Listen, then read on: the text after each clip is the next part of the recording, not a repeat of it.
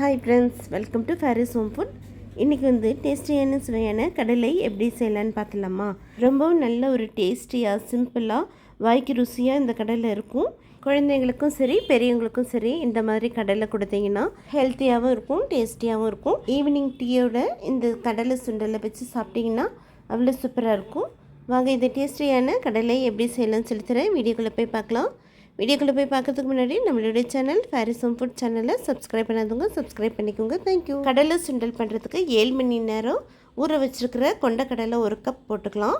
இது கூடவே அதே கப்பில் 1 கப் அளவுக்கு தண்ணியும் ஊற்றிக்கோங்க. அரை டீஸ்பூன் அளவுக்கு தேவையான அளவுக்கு உப்பு போட்டுக்கோங்க. ரொம்ப அதிகமாக போட்டுற வேண்டாம். உப்பையும் போட்டு நல்லா மிக்ஸ் பண்ணி விட்டுக்கோங்க.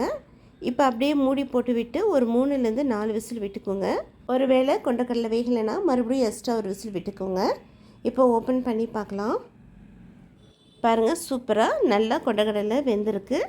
இப்போ இது ஒரு பக்கம் இருக்கட்டும். இதுக்கு ஒரு மசாலா ரெடி பண்ணணும். ஒரு இடிக்கல் வச்சுக்கோங்க. இதில் 2 பல்லு பூண்டு, ஒரு சின்ன துண்டு இஞ்சி, காரத்துக்கு 2 பச்சை மிளகாய், ஃப்ரெஷ்ஷாக கொஞ்சமாக கொத்தமல்லி இலையும் போட்டு நல்லா ஒரு இடிக்கல்லை வச்சு நல்லா இடிச்சுக்கோங்க. அம்மிக்கல் இருந்தாலும் அம்மிக்கல்லில் இந்த மாதிரி ஒன்றும் பாதியமாக தட்டி எடுத்துக்கோங்க. பாருங்கள், இந்த மாதிரி இருக்கணும். அப்போ தான் நல்லா கமகமன்னு வாசனையாக இருக்கும்.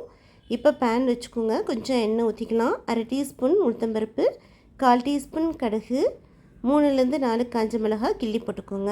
இப்போ நம்ம இடித்து வச்சுருக்கிற இஞ்சி பூண்டு பச்சை மிளகாய் கொத்தமல்லியும் போட்டு நல்லா வதக்கிக்கோங்க. வதக்கும் போதே நல்லா கமகமன்னு வாசனையாக இருக்குங்க. அடுப்பு சிம்மில் வச்சு வதக்கிக்கோங்க. கொஞ்சமாக கருவேப்பிலை இலையும் போட்டு நல்லா வதக்கிக்கோங்க. இது கூடவே அரை டீஸ்பூன் சக்தி வெறுமிளகாய் தூள், 1/4 டீஸ்பூன் மஞ்சள் தூள் போட்டுக்கோங்க. சக்தி வெறுமிளகாய் தூள் போடும்போது காரமாகவும் இருக்கும், டேஸ்ட்டாகவும் இருக்கும். உங்ககிட்ட ஒரு வேளை மிளகாய் தூள் இல்லைன்னா அதுக்கு பதிலாக சாம்பார் பொடி இருந்ததுன்னா போட்டுக்கலாம்.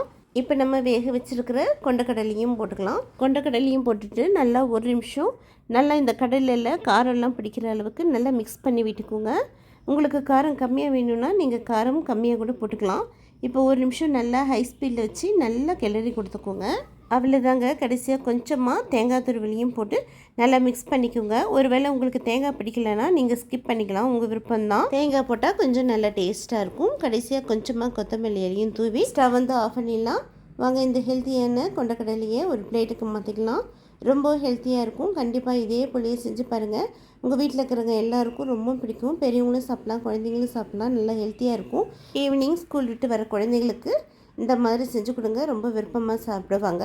இதே போல் செஞ்சு பார்த்துட்டு எப்படி இருக்குன்னு கமெண்ட் பண்ணுங்கள். இந்த வீடியோ பிடிச்சிருந்ததுன்னா மறக்காமல் லைக் பண்ணுங்கள், ஷேர் பண்ணுங்கள், சப்ஸ்கிரைப் பண்ணுங்கள். தேங்க்யூ ஃபார் வாட்சிங். பாய்.